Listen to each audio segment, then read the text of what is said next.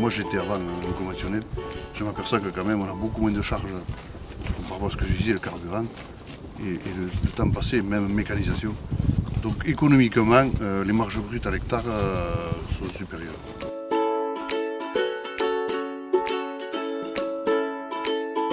On m'a donné la charge de m'occuper, de présider l'association Soleil Ségala. Ça va faire 6 ou 7 ans. Une association qui a été créée en 2012 suite à un groupe d'éleveurs qui avait eu des problèmes d'érosion. Et donc un petit groupe qui s'est monté et puis petit à petit qui a grandi donc, pour faire de la promotion sur l'agriculture conservation des sols.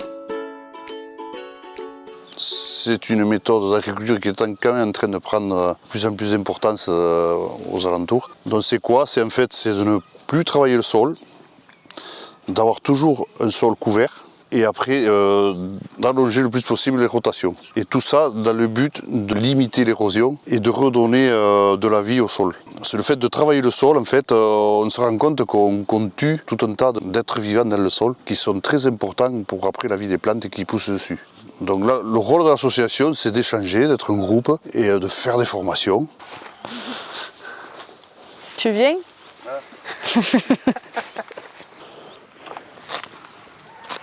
Donc en tant qu'animatrice, je fais du suivi d'essais pour les agriculteurs.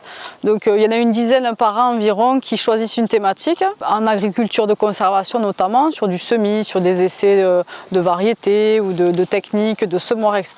Là on voit ici que dans cette parcelle de blé, on a les résidus de la culture précédente ou du couvert végétal précédent, en fait, qui a été laissé sur place. Et donc, il n'y a pas eu d'export de la matière, elle se dégrade sur le sol qui n'est pas travaillé.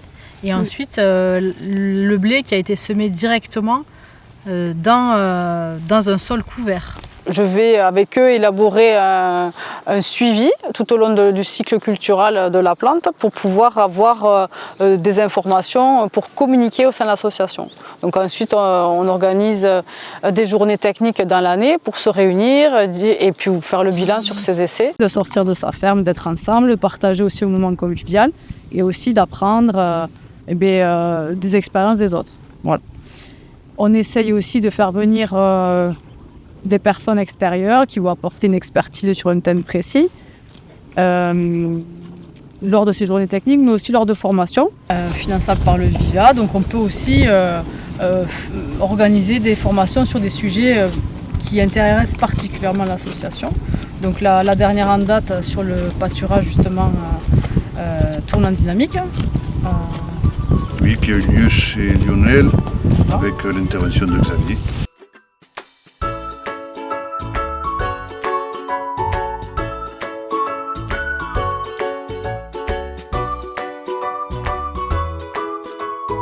Le but de l'association, c'est bien entendu à but non lucratif, ça c'est sûr. C'est surtout de démontrer que l'agriculture de conservation des sols, on peut très bien en vivre. Économiquement, c'est pas déconnant. Et que celui qui doute, qui n'ose pas, l'association est là pour aider, quoi. Parce qu'après, on se pose la question pourquoi. Mais pourquoi? Donc c'est plus d'érosion, très peu. Gain de temps, ça c'est pas négligeable, parce que sur nos fermes, on a de plus en plus de travail, donc on gagne du temps, le fait de ne pas avoir à passer 2 ou 3 fois sur les terrains pour mettre un semis en place. On a des économies de carburant aussi, donc ça c'est pas négligeable. Et après, au niveau des rendements, moi sur ma ferme, je n'ai pas vu de baisse significative de rendement. Même s'il y a des moments où on peut se dire c'est à cause de l'agriculture conservation qu'on a moins de rendement, mais si on fait comparatif avec les voisins qui travaillent en conventionnel, ça se vaut. Par contre, si on regarde la partie économique, on ne partage pas avec les voisins. Mais moi j'étais avant en conventionnel, je m'aperçois que quand même on a beaucoup moins de charges par rapport à ce que je disais, le carburant et le temps passé, même mécanisation.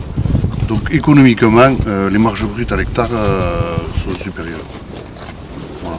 Après, c'est pour ça qu'on revient à l'association, il y a toujours quelques échecs, parce qu'il y a certains qui partent des fois un peu trop vite, sans se former, et c'est vrai qu'il ne faut pas faire n'importe quoi. Donc C'est pour ça que je le dis toujours, avant de se lancer, il faut se former.